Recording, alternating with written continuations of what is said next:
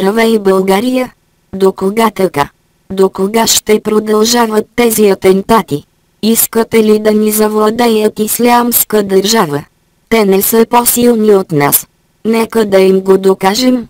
Ние от анонимните ще им покажем кои са силните и кои са слабите в киберпространството, но както и в киберсвета, така и трябва да забраним бежанци в България и не само България, а навсякъде. Нека живеем спокойно и да спрем да се притесняваме от атентати, защото не се знае кога ще действат и тука. Българи, събудете се! Ние сме анонимните. Ние сме легион. Ние не забравяме. Ние не прощаваме. Очаквайте ни!